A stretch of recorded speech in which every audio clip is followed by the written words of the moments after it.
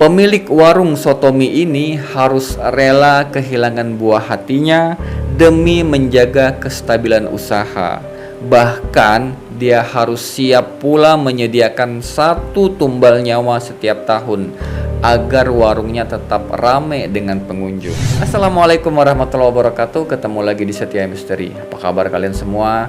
Semoga kalian yang menonton video ini diberikan kesehatan, dimurahkan rezeki, dan tentunya selalu dalam lindungan Allah Subhanahu wa Ta'ala. Amin. Jadi guys, di video kali ini kita mendapat sebuah kisah pengalaman dari seseorang yang bernama Andi asal Sukabumi. Waktu dia bekerja di sebuah warung soto yang menggunakan pengelarisan, di mana warung soto itu sampai saat ini masih berdiri dan ramai dikunjungi pembeli, bahkan memiliki cabang di beberapa tempat. Semoga enak ya. Terima kasih Mas. Silakan Mas selanjutnya. Tapi di balik ramenya itu warung, si pemilik warung harus rela kehilangan anak kandungnya sendiri guys. Dan salah satu karyawannya pula tuh sebagai tumbal dari pengelarisannya tadi. Nah, penasaran dengan kisahnya? Tapi seperti biasa sebelum masuk lebih jauh, buat kalian yang belum subscribe, yuk langsung aja subscribe sekarang juga, biar nggak ketinggalan kisah-kisah menarik lainnya yang tentunya banyak pesan-pesan dan pelajaran yang dapat kita ambil dari kisah tersebut. Ya udah, kalau udah siap langsung aja kita simak ceritanya.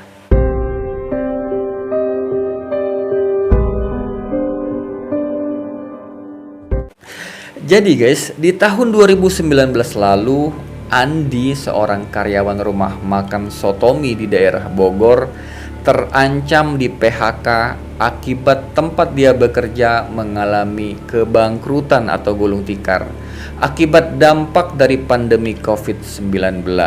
Nah, akhirnya bosnya Andi ini yang bernama Ko Ahong yang memang keturunan Tionghoa harus berusaha keras. Dia tidak mau kalau usaha yang sudah diwariskan turun-temurun oleh leluhurnya harus berakhir di tangan dia. Akhirnya Ko Ahong ini mutusin gimana pun caranya usaha tersebut harus tetap berjalan, walaupun harus menempuh jalan hitam menggunakan jasa pengelarisan atau pesugihan gitu. Nah, di situ Ko Ahong meminta Andi untuk mencari informasi di mana ada orang yang bisa ngebantu dia agar usahanya ini tetap lancar, bahkan semakin maju gitu kan. Akhirnya setelah mencari informasi kesana kemari, dapatlah tuh Andi informasi dari salah satu temennya. Ada katanya orang pinter yang tinggal di kaki gunung di daerah Karawang yang bisa ngebantu untuk melancarkan usaha melalui jasa pesugihan. Hanya saja nih, menurut informasi yang didapat, syarat dari pesugihan ini kalau yang meminta ini sudah berkeluarga, jadi harus berdua lah. Nah, si bosnya Andi ini ternyata dia setuju di situ. Dan gak pakai lama mikirnya, berangkatlah mereka menuju ke rumah orang pinter tadi di daerah Karawang. Dan ternyata orang pinter tadi adalah seorang juru kunci atau kuncen dari sebuah tempat ritual yang terkenal di kaki gunung tersebut, dan biasa dipanggil Abah gitu. Nah, selesai mengutarakan maksud kedatangan mereka, si Abah berpesan nih, kalau memang ingin menempuh jalan ini, kalian harus benar-benar mantap dan siap. Tidak boleh setengah-setengah karena akan membahayakan kalian semua. Setelah bosnya Andi ini berdiskusi dan benar-benar yakin dan mantap, akhirnya selepas maghrib mereka berempat ini berangkatlah tuh menuju pegunungan dan melewati hutan-hutan bambu. Apa itu di depan? Tenang. Itu hanya bayangan. Ayo, jalan terus. Nah, ternyata mereka menuju ke sebuah sumur tua yang ada di hutan bambu itu. Dan Ko Ahong sama istrinya disuruh mandi tuh di sumur itu tanpa mengenakan pakaian sehelai pun. Dan ternyata nih guys, di sekitaran sumur itu banyak banget pakaian dalam perempuan yang sengaja dibuang dan ditinggalin sama pemiliknya. ada yang nyangkut di pohon, ada yang di semak-semak, ada yang di tanah. Andi bingung di situ. Katanya sih memang sengaja ditinggal di situ, nggak boleh dibawa pulang. Katanya sih buat buang sial gitu kan. Nah, selesai mandi, mereka dibawa lagi tuh ke sebuah makam tua yang batu nisannya dibungkus sama kain putih. Dan di situ Ko Ahong dan istrinya disuruh duduk di depan batu nisan tadi sambil mengutarakan niat dan hajat mereka. Dan di saat itu juga si Abah Kuncen langsung motong ayam di depan kuburan itu. Lalu darah ayamnya tadi dia tampung di mangkok, terus dia balurin tuh ke mukanya Ahong sama istrinya. Dan selesai ritual di makam tua tadi, lanjut lagi tuh mereka menuju ke sebuah gua nggak jauh dari tempat itu. Lalu Ko Ahong dan istrinya diajak masuk bersama Abah juga tuh ke dalam gua tadi. Sementara Andi disuruh nunggu di luar. Nah, nggak berapa lama keluarlah mereka bertiga membawa sebotol air putih dan satu kantong kresek kembang kantil. Di situ si Abah Kuncen berpesan, sekarang kalian langsung pulang ke rumah dan gak boleh mampir-mampir kemanapun. Nah, pas pulang dari rumah Abah ini, mulailah tuh banyak keanehan terjadi. Jadi, waktu Andi ini lagi nyopirin bosnya, dari kaca spion tengah itu dia ngeliat ada sosok perempuan lehernya panjang, matanya putih semua, sedang duduk di kursi belakang mobil. Andi sempet gemeteran di situ.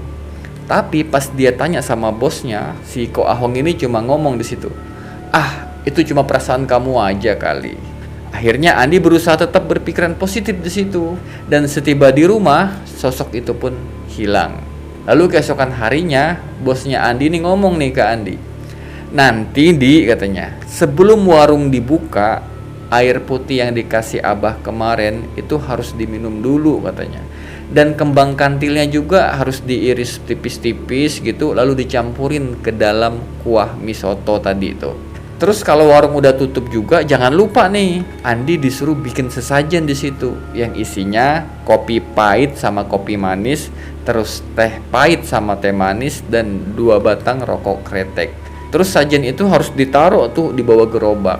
Nah, dan sejak saat itu guys, meskipun masih masa PSBB atau lockdown gitu kan, tapi entah gimana setiap ada pembeli yang datang itu selalu mesen soto 10 bungkus gitu, ada yang 20 bungkus. Dan anehnya juga nih, sejak warung buka nih dari jam 9, itu jam 11 siang udah habis terjual. Padahal di sekitar situ bukan cuma mereka yang jualan soto, banyak warung-warung soto lain. Tapi yang paling rame cuma warung bosnya Andi ini. Bahkan pernah salah satu pengunjung sotonya Andi ngomong di situ, kalau mereka ini lagi jalan-jalan ke Bogor dan belum mampir ke warung sotonya Andi, itu belum afdol rasanya ke Bogor. Sampai segitunya. Dan kalau kita dengar-dengar gitu kan, kalau soto itu atau makanan lah pakai pengelarisan, kalau makannya di tempat itu rasanya enak banget gitu kan. Tapi kalau dibungkus dibawa pulang itu rasanya berubah jadi nggak enak gitu kan katanya. Tapi sotonya Andi ini nggak gitu guys. Dia mau dimakan di tempat atau dibawa pulang itu rasanya tetap enak dan nagih gitu. Nah, akhirnya makin hari ini warung sotonya mereka nih makin rame aja, sampai si Andi ini kewalahan ngelayanin pembeli. Akhirnya Ko Ahong nyari lagi nih karyawan baru buat ngebantu Andi di warungnya. Dan dapatlah tuh 1 orang karyawan baru buat bantu-bantu Andi lah. Tapi si karyawan baru ini cuma sebatas ngebantu gitu kan, ngebantu jualan, nggak sampai terlalu jauh ikut ngurusin warung kayak Andi kan. Karena Andi ini emang udah lama banget dia ngikut Ko Ahong ini, jadi udah kayak keluarga sendiri lah gitu.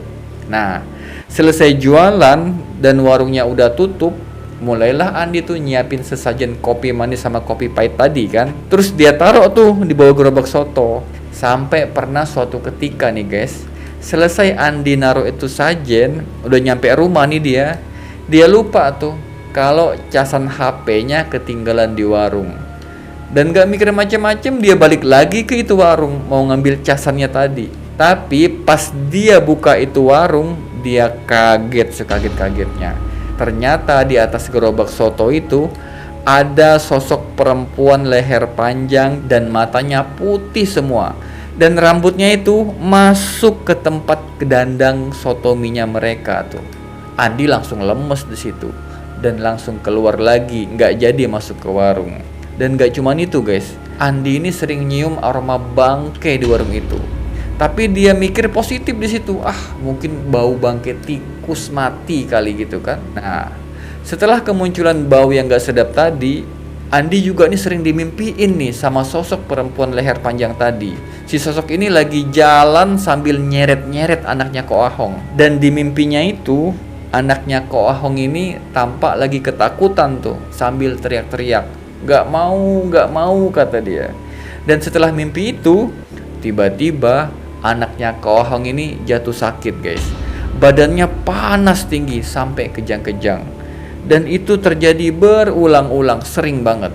Tapi mereka berpikir, mungkin step kali ya, karena panasnya terlalu tinggi. Nah, dibawalah tuh anaknya tadi ke rumah sakit dan sempat tuh dirawat. Tapi setelah dirawat, entah gimana, anaknya tadi jadi nggak bisa ngomong gitu. Dan dibawalah tuh ke ahli terapi.